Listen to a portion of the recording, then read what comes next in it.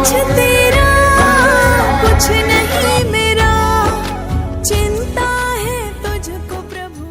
उनका स्वागत कर रहे हैं हमारे श्री गो सेवा दरबार के लोग। तो कहते हैं गोस्वामी जी, एक साथ हम लोग साथ पढ़े इस चौपाई पे कि जौवनीति कछु भाषा भाई, जौवनीति कछु भाषा भाई, तो मोहि बर जमो भय बिसराई। जौवनीति कछु भाषा भाई, तो मोहि बर जमो भय बिसराई। सज्जनों, ये बात आपको इसलिए याद होना चाहिए कि आज के जो राजनीतिज्ञ हैं, जो शासक हैं, जो निरंकुश हो गए हैं, जब कभी आपको मिले, कहीं आपका आमना सामना जब उनसे हो जाए, तो आपको राम का एक दृष्टांत देना ही चाहिए और कहना चाहिए राम के इस गुण के कारण, राम के इस आदर्श के कारण आज भी राम राज्य की रोज कल्पना करते हैं।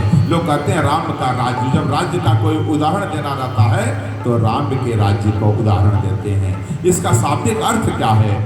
इसका शाब्दिक अर्थ है भगवान राम अपने प्रजा से जब पहली बार मिलते हैं तो एक जगत टीकाकार कहता है कि राम जब मिलते हैं तो प्रकृति के साथ मिलते हैं।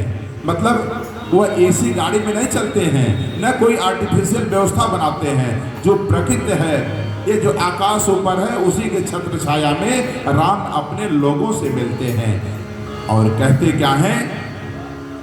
कहते हैं भाई, अगर मुझसे भी कोई ऐसा गलती हो जाए, मेरे कर्म से, मेरे चरित्र से कोई ऐसी गलती हो जाए जो नीति का अवहेलना कर रहा हो, तो हे मेरे सज्जनों, हे अयोध्या वासियों, तुम संकोच मत करना, तुम भय मत करना, तुम वह बात मुझे बता देना। यह स्वभाव था मर्यादा पुरुषोत्तम श्री राम का, जिस स्वभाव के नाते आज भी राम को हम मर्यादा पुरुषोत्तम कहते हैं, एक आदर्श भगवान कहते हैं। ये कहते हैं कि ऐसा व्यक्ति, ऐसा राजा, राजा की जब बात होती है तो राजा राम की बात हम करते हैं। अगर आज आप देख रहे हैं सामान्य कोई छोटा सा पद पा जाता है पॉलिटिक्स का, तो वह तुरंत पहले एसी गाड़ी लेता है और जो थोड़ा कुछ और बड़ा हो जाता तो कुछ गनर ले लेता है। आम जनता तो उससे मिल ही नहीं पाती। लेकिन वह जैसे राम बोले चाहे न बोले, अगर राम के आदर्श को अपने जीवन में ला दे तो सज्जनों, कहीं से कोई, किसी को कोई कष्ट होने ही वाला नहीं है। हर आदमी खुशहाल होगा और जिस दिन राम के आदर्श को हम अपने जीवन में उतार लेंगे, उसी दिन राम राज्य की कल्पना साकार हो जाएगी और तब हमारा देश परम वैभव को पहुंचेगा। तो राम का आदर्श प्राप्त करने के लिए हमें पहले राम की तरह गौ भक्ति करना पड़ेगा, हमें गाय के महत्व को समझना पड़ेगा। और जब हम इस गाय के महत्व को समझ लेंगे, तब हम जो है इस बात को समझने लगेंगे कि हाँ, हमारा क्या मतलब है।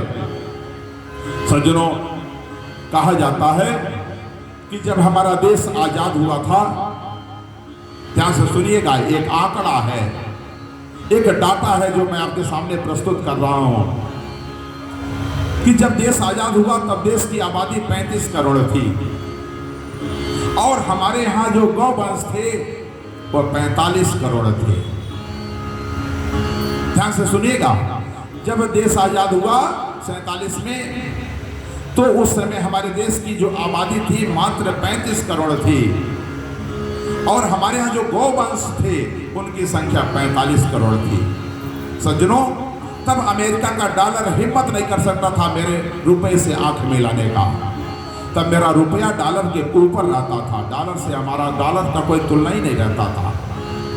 लेकिन सज्जनों, धीरे धीरे हम पश्चिमी सभ्यताओं को पकड़ने लगे, हम आधुनिक एडवांस हो गए, एडवांस नहीं आधुनिक एडवांस हो गए और आज देश की आबादी करीब 140 करोड़ है।